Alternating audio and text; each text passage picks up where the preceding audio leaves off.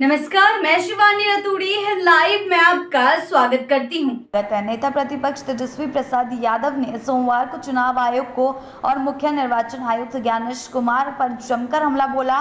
उन्होंने कहा कि जब तक राजनीतिक दलों से शपथ पत्र मांगे जा रहे हैं तो खुद सीईसी को भी जनता के सामने एफिडेविट देना चाहिए। तेजस्वी ने चुनौती देते हुए कहा कि सीईसी को यह हलफनामा देना चाहिए कि वे सेवानिवृत्ति के बाद मोदी सरकार से किसी भी प्रकार का लाभ का पद स्वीकार नहीं करेंगे।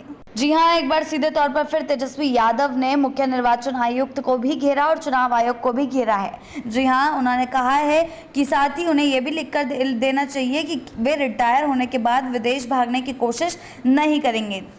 तेजस्वी ने अपने बयान में कहा कि अब चुनाव आयोग की असलियत जनता के सामने आ चुकी है। आरोप लगाते हुए उन्होंने कहा कि आयोग बेईमानी कर रहा है और मुख्य निर्वाचन आयुक्त के पास कोई ठोस जवाब नहीं है। उन्होंने व्यंग्य करते हुए कहा कि सीईसी लगातार बचकाने उदाहरण दे रहे हैं। उन्होंने कहा बेहतर बहाना तो नर्सरी के बच्चे बना सकते हैं, वे केवल वही बातें दोहरा रहे हैं जो प्रधानमंत्री कार्यालय या गृह मंत्री अमित शाह ने लिख कर दी है।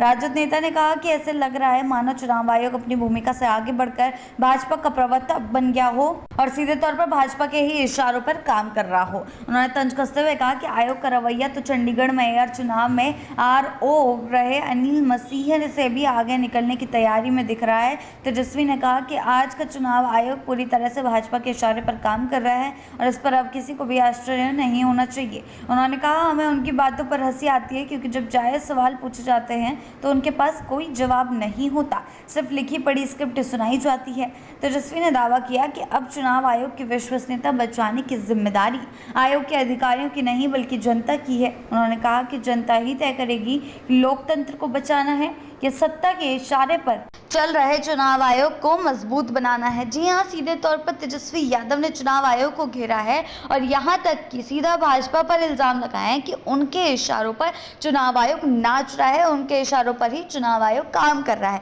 लेकिन इसमें कितनी सच्चाई है ये तेजस्वी अभी तक पुख्ता प्रूफों के साथ साबित नहीं कर पाए हैं। अभी तक वो प्रमाण नहीं दे पाए हैं कि चुनाव आयोग फ्रॉड कर रहा है, अपारदर्शी तरीके से इस प्रक्रिया को अंजाम दे रहा है और दूसरी सबसे बड़ी बात कि भाजपा के नेतृत्व में ही काम कर रहा है, भाजपा के इशारों पर काम कर रहा है। जी हां, महागठबंधन की वोट अधिकार यात्रा के बीच तेजस्वी का यह बयान भाजपा और आयोग को दोनों को खिलाफ विपक्ष की आक्रामकता को और तेज करता दिख रहा है।